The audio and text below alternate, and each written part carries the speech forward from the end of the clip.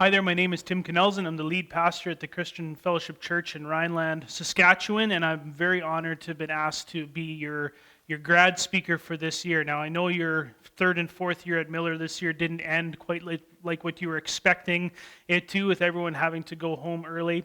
However, I am still excited to be able to encourage you and to be able to just speak for a little bit on the grad theme and verse that was chosen for your graduation for this year. As a church, we've been very honored and very blessed to have a number of the third and fourth year students join us for worship on a regular basis over the last 3 to 4 years, and so I feel like I actually know a number of the people who are graduating this year, and that just makes this that much more special to me, and it made me that much more excited to be able to have a part in your graduation ceremony.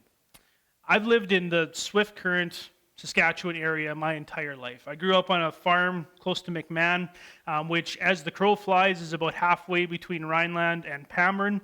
And I grew up there. I did my Bible college at Millar in Pambrun, and now I've been pastoring at the church here in Rhineland for the last almost 9 years. And so this is home for me. This is a part of the world that I know. And as such, I feel like I understand aspects of it fairly well. For example, trees don't grow naturally in this part of the world. They just don't. If you're driving down the road and you see a group of trees, you can be fairly confident that that is either a yard site or something that someone hopes will be a yard site or something that has been a yard site at some point in the past, because trees just don't happen on their own in this part of the world. They're a result of lots of effort, lots of blood, sweat, and tears by people who often take many years to water and weed and cultivate these trees so they have a chance to stay living. My wife Heather, on the other hand, grew up in McGregor, Manitoba, where, if you're familiar with that part of the world, there are a lot of trees and they happen all on their own. It's a naturally occurring thing, which is a bit of a novelty to someone from southwestern Saskatchewan like myself. We have 3 kids, my wife and I, and so we were headed to Manitoba once a few years ago to visit her family. And as we were driving, our oldest son was probably 4 or 5 years old at the time, and he looked out the window and he saw some trees. We were getting into Manitoba, so there was starting to be a little bit more, groups of bush here, there, and everywhere. And he saw a group of trees, and because he's lived his whole life around Swift Current, he understands that trees equal farmyards, right? They don't just happen unless somebody lives there. And so he saw a group of trees and he asked us, hey, who lives over there?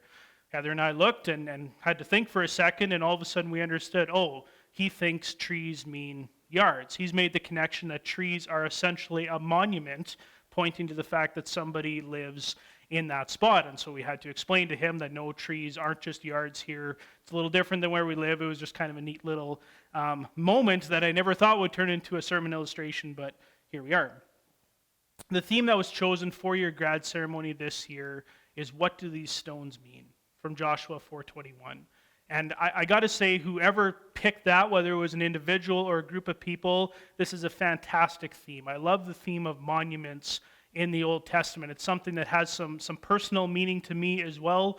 I have an old Ford truck, 1971 Ford truck that my dad and I fixed up when I was in high school, and there was just some things I was working through at that point in my life that basically made it, maybe not necessary, but made it a good idea to undertake a project like that just to help me focus on something else. And God did some pretty amazing things in my life in and around the time when we were fixing up that vehicle. And so now when I drive that truck, when I look at it, I often look back and think about how God worked in my life at that time. That truck has become a monument of sorts to God's work in my life at that time. It's also a great reminder of some hours spent with Dad in the shop, and there's some good memories that come with that as well. But more than that, it's that reminder that God did something amazing in my life at that time, and I have this truck now to remind me of that. What do these stones mean? Out of Joshua 4:21. As we continue, I want to take some time to unpack the story that brings us to Joshua 4:21, and then we'll tie this all into your graduation ceremony here as well. Joshua 4 picks up the story of the children of Israel finally entering the promised land. They've been wandering in the desert for 40 years. The time has finally come with Joshua leading them for them to enter into the land of Canaan and begin to take this land that God had promised to them. But as they begin to enter the land, they quickly come upon their first obstacle, which is the Jordan River. Now, the Jordan River wasn't just a creek that was softly flowing. It wasn't just a little brook that was babbling along the way. No, this was a river, And on top of that, we're told in the book of Joshua that it was a river which was at flood stage when Israel came up against it.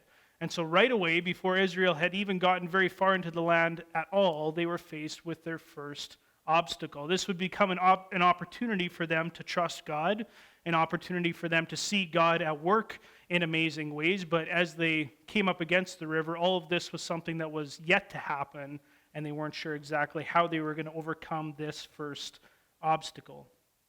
Joshua was commanded by God to have the priests who were carrying the ark step into the waters of the Jordan, which was at flood stage, remember, so there was definitely an act of trust here on the part of the priests. The book of Joshua shows that this happened exactly like God commanded that it should. The priests carrying the ark stepped into the river, and as they entered the river at this point, God split it and made a way for the nation of Israel to cross through on dry land. The priests remained in the middle of the riverbed as the nation crossed over. God had shown his people in this that he was trustworthy, that he was powerful, that he was able to handle whatever circumstance was in front of them. And this was an important lesson that Israel would need to learn at this point, and it was an important thing that they would have to remember for years down the road as they continued taking this land that God had promised to give them. How would they remember, though? How would they be able to remember this important way that God had worked? That brings us to Joshua chapter 4. I want to read a few verses out of the start of Joshua 4. It says, the first 3 verses. It says, when all the nation had finished passing over the Jordan, the Lord said to Joshua, take 12 men from the people, from each tribe a man, and command them, saying, take 12 stones from here, out of the midst of the Jordan, from the very place where the priest's feet stood firmly, and bring them over with you, and lay them down in the place where you lodge tonight. So God's command wasn't complex. It wasn't difficult, other than the physical difficulty of going into the river and carrying these big rocks out and carrying them to the place where they would sleep that night. But it wasn't a complicated command, and yet it was probably a little bit perplexing for the Israelites. A little farther on the passage in Joshua 4, verse 8, we see the Israelites doing exactly as God had asked them to do, going into the river, taking these stones from this place where the priests were standing and bringing them to the place where they would camp that night. After the whole nation had then passed through the river on dry land, the priests carrying the ark came up out of the river. And Joshua 4:18 tells us that as the priests went out of the riverbed, the river came crashing down behind them and returned to its regular flow at flood stage. God had made a way for them to get through a seemingly impossible situation. And that brings us to the purpose of these stones. Verses 20 to 24 of Joshua chapter 4 says, and those 12 stones which they took out of the Jordan, Joshua set up at Gilgal. And he said to the people of Israel, when your children ask their fathers in the times to come, what do these stones mean? Then you shall let your children know. Israel passed over the Jordan on dry ground. For the Lord your God dried up the waters of the Jordan for you until you passed over, just as the Lord your God did to the Red Sea, which he dried up for us until we had passed over. So that all the peoples of the earth may know the hand of the Lord is mighty, and that you may fear the Lord your God forever. These rocks weren't just a keepsake. These rocks weren't just some sort of a souvenir that Israel would then carry with them from place to place. No, these rocks had a bigger purpose to them. God wanted these rocks, this monument of stones pulled up out of the Jordan River and piled up at this place between Jericho and the Jordan River. He wanted them to be something that would help the Israelites, both this generation as well as the generation to come, remember the faithful work of God on their behalf. This wasn't a pile of rocks that was meant to point to the ingenuity or the brilliance of the people of Israel. It wasn't even a pile of rocks that was really meant to point to the faith that Israel had shown here, although that is something we can learn from this. No, this is meant to show how God had taken a seemingly impossible situation and made a way through it. And Israel would need to remember this as they came up against Jericho and as they faced the different people groups spread out around the land of Canaan, and as they continued to live in a way that honored God, there'd be many situations that would come that would feel impossible. This pile of stones then stood there as a monument to what God was able to do with something that seemed so impossible. These rocks were piled up inside the land, on the Israel side of the Jordan before they arrived at Jericho, and these rocks would then be seen by future generations of Israelites, by foreigners, maybe even by Israelites who had wandered away from their faith, and they would have the opportunity then to ask an Israelite who was nearby, whether it was their parent or just some random person, hey, what do these stones mean? What's the purpose of them? This then opens up a door for the people of Israel to tell them about the faithfulness of God and his work on their behalf. For you grads, pretty soon, in the mail, you're going to receive one of these.